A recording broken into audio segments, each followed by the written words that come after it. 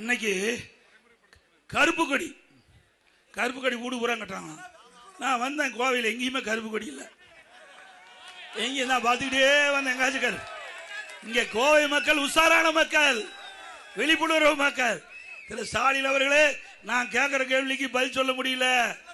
நடைபெறுகின்ற சட்டமன்ற தேர்தலில் தோல்வி பயம் வந்துட்டது, தோல்வி ஜுரம் வந்துட்டது.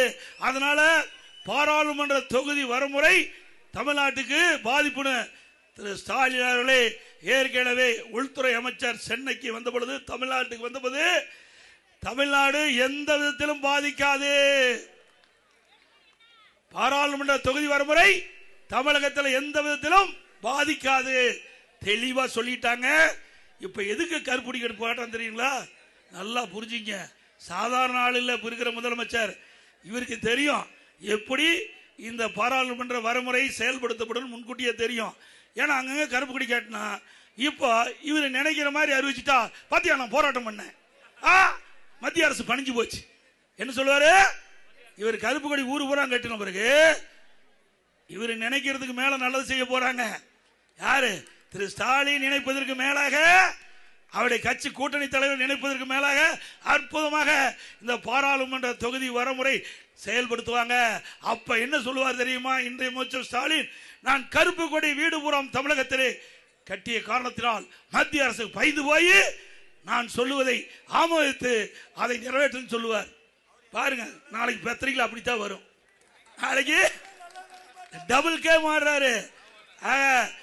அவரெல்லாம் தெளிவா இருக்கிறாங்க.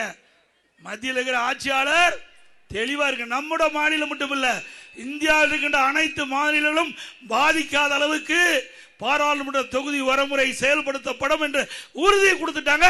உறுதிப்படி செயல்படுவாங்க. மக்கள் மகிழ்ச்சியோடு இருப்பாங்க. ஆனா ஒரு ஆளுக்கு மட்டும் மகிழ்ச்சி இருக்காது. யாரு? ஸ்டாலினுக்கு. அவர் கண்ட கனவு பலிக்கலையே. அவர் கண்ட கனவு, அதுக்கு தான் இந்த கருப்பு கொடி போராட்டம். இந்த கருப்பு கொடி போராட்டத்தை கட்டி, இந்த கருப்பு கொடியெல்லாம் வீடு வீடா கட்ட சொல்லி யாருமே கட்டல. அது வேற விஷயம். அவங்களுக்கு எல்லாம் மக்களுக்கு தெரியும். ஸ்டாலின் கூட மக்களுக்கு நன்கா தெரியும். அதனால ஸ்டாலின் அவர் இப்படி கோரிக்கைலாம் நான் வச்சேன், இந்த கோரிக்கை நிறைவேற்றலைன்னா தமிழ்நாடு பதறும். தமிழ்நாடு பழைய முறை சந்திக்கினாரு. எங்க போய் சந்திக்கும்? திமுக ஆட்சி இருக்க வரைக்கும், அப்பா முதலமைச்சர் வரைக்கும் மதுரை மண்ணில் காலை வைக்கல. அண்ணா திமுக ஆட்சி வருது, மதுரைக்கே வந்தாரு. இவருடைய வீராவது வீரெல்லாம் நம்ம பார்த்துட்டோம். ஆனா ஒன்னு மட்டும் தெளிவா சொல்றது, திரு ஸ்டாலின் அவர்களே, திரு ஸ்டாலின் தலைமையில் இருக்கின்ற கூட்டணி கட்சி தலைவர்களே, நீங்க சொல்வதெல்லாம் தவறாக இருக்கும். ஆனால் மத்திய அரசு ஏற்கனவே உறுதிமொழி கொடுக்கப்பட்டு விட்டது.